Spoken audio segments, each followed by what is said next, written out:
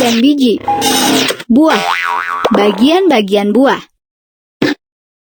Buah terdiri dari kulit buah atau perikarp dan biji.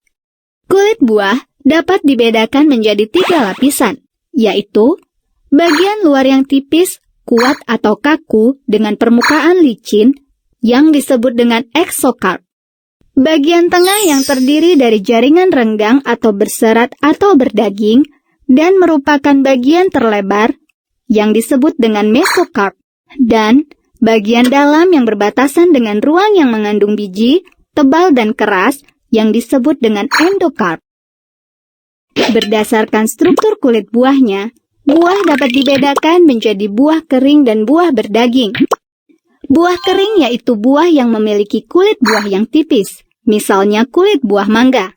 Sedangkan buah berdaging yaitu buah yang memiliki kulit buah tebal dan berdaging, misalnya kulit buah kelapa. Cobalah amati lapisan-lapisan pada buah mangga, kelapa, dan pisang ini. Lapisan luar kelapa berwarna hijau atau kuning, tipis dan mengkilat. Mangga, lapisan luarnya berwarna hijau atau kuning.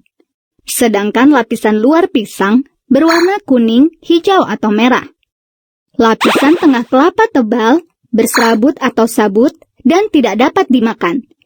Lapisan tengah mangga tebal, berdaging, dan dapat dimakan. Sedangkan lapisan tengah pisang, lunak, tipis, dan tidak dimakan.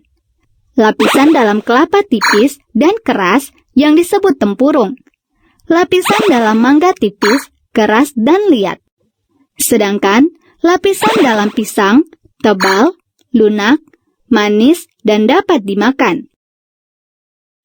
Macam buah. Buah merupakan hasil perkembangan dari bakal buah atau ovari. Secara umum, buah dibagi menjadi 2, yaitu buah sejati dan buah semu. Buah sejati adalah buah yang terbentuk dari bakal buah saja. Dan karena buah ini biasanya tidak diselubungi oleh bagian lain, maka dinamakan buah telanjang atau fructus nudus.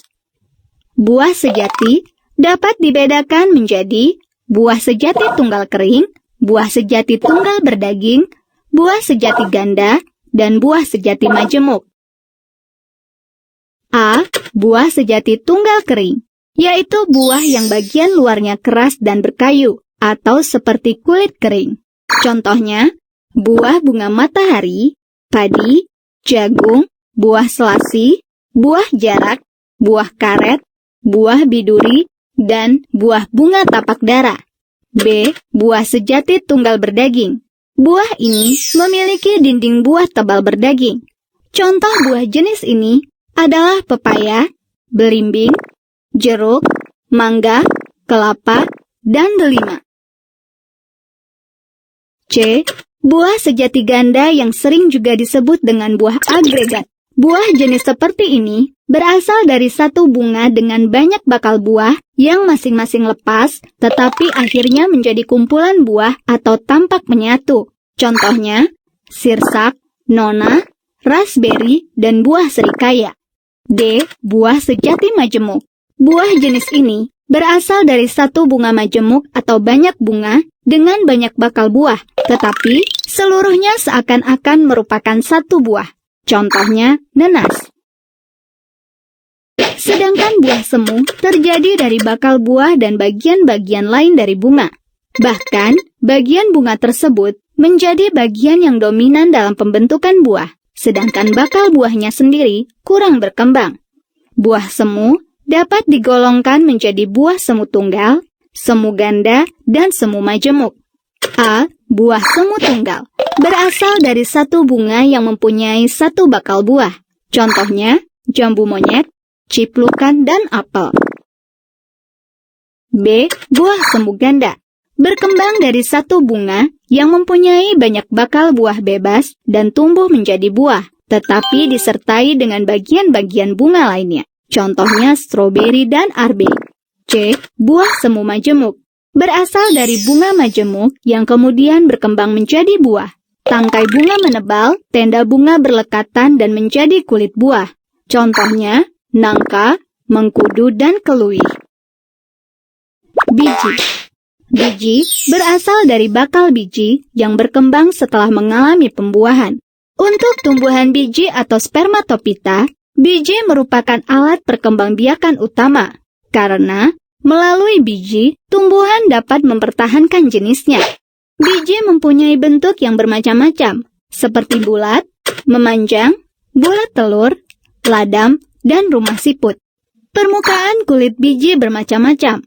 Ada yang halus, kasar, berkutil, berduri, dan sebagainya. Bagian-bagian biji terdiri atas kulit biji, inti biji, dan tali pusar. Kulit biji merupakan bagian terluar biji dan berasal dari selaput bakal biji.